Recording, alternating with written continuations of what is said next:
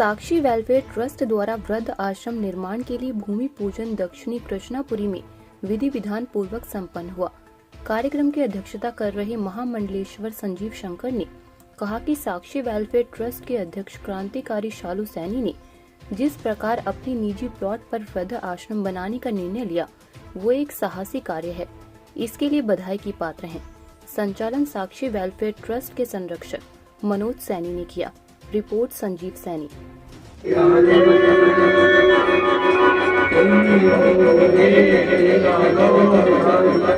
नमः स्वाहा, अग्निर्देवता स्वाहा, वातो देवता स्वाहा।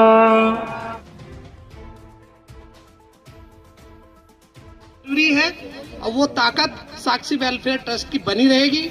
मुझे यही उम्मीद आप लोगों से भी है और मैं तो खुद से हूँ ही, उसमें कुछ कहने वाली बात नहीं है। इसी के साथ मैं एक बार फिर शालू जी को, सभी साक्षी वेलफेयर ट्रस्ट के पदाधिकारियों को और आप सभी को बहुत बहुत बधाई देता हूँ। धन्यवाद। और मंचासीन सभी का मैं इस कार्यक्रम में हार्दिक अभिनंदन और धन्यवाद देता हूं कि इस शुभ कार्य में आप लोग जो है समय दे रहे हैं। और मैं महसूस कर रहा हूं कि अपनी सालू बहन जो भी निर्णय ले देती है उसको पूरा करके दिखाती है। मैं आज दिन देखता रहता हूं, कहीं बच्चों को जो है तलवार चलाना सिखा रही है, कहीं दंड चलाना सिखा रही है, तो हर काम में ये आगे हैं। और हम सभी को, खास तौर से हम पुरुषों को इनसे प्रेरणा लेनी चाहिए कि एक कन्या होके, एक महिला होके आप जो वो कार्य कर रही हैं, जो कभी उसके उन मर्तबा परिवार वालों ने नहीं किए। और भगवान ने देखो इनको आज कितना स्वस्थ बना रखा है। मैं ये कहता हूँ कि परमात्मा वास्तव में जो अच्छे कार्यों में आगे बढ़ता है, भगवान भी उनका निश्चित रूप से सहयोग करते हैं। और ये कार्य ये हम सोच भी नहीं सकते थे कि जो प्लॉट इनके अपनी बच्ची के विवाह के लिए था, वो उनको अपना प्रण पूरा करने के लिए आज जो है उसको दांव पे लगा दिया है। और मैं कहता हूं जिस कार्य में आप आगे बढ़े, निश्चित रूप से हम सब लोग भी आपके साथ कंधे से कंधा मिलाकर सहयोग करेंगे और भगवान निश्चित रूप से आपके साथ है। पुनः मैं क्रांतिकारी शालू सैनी जी को इस कार्य के लिए बहुत बहुत बधाई देता हूं।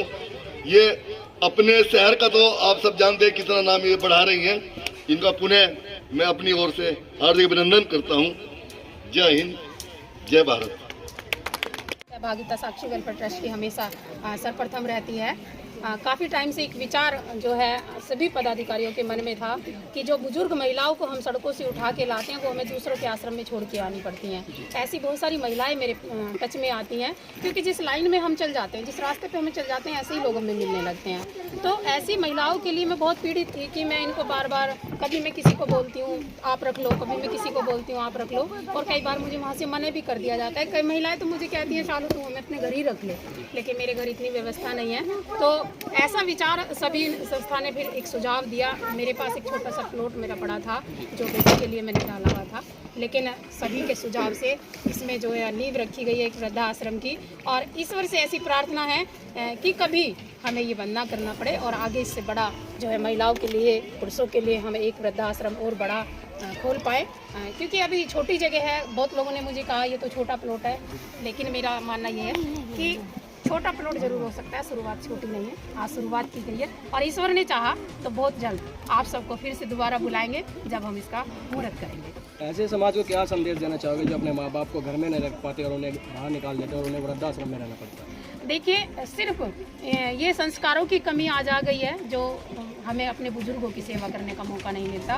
क्योंकि जैसे ही बच्चे की शादी होती है वो माँ बाप से बिल्कुल अलग हो जाता है, या तो वो विदेश चला जाता है या माँ बाप से बिल्कुल ही अलग हो जाता है। तो मैं सबसे पहले इसमें बेटों की गलती नहीं मानती, ये सबसे पहले बेटियों की गलती है। क्योंकि शादी होने के बाद ही बेटा अपने पिता से, अपनी माता से दूर होता है। शादी होने से पहले आज तक तुमने कभी नहीं सुना होगा कि एक बेटे ने अपनी माँ को निकाला हो, एक बेटे ने अपने पिता को निकाला हो। सिर्फ शादी होने के बाद ही ऐसा क्यों होता है? सबसे बड़ी कमी ये है कि हम अपनी बेटियों को संस्कार नहीं दे पा रहे हैं।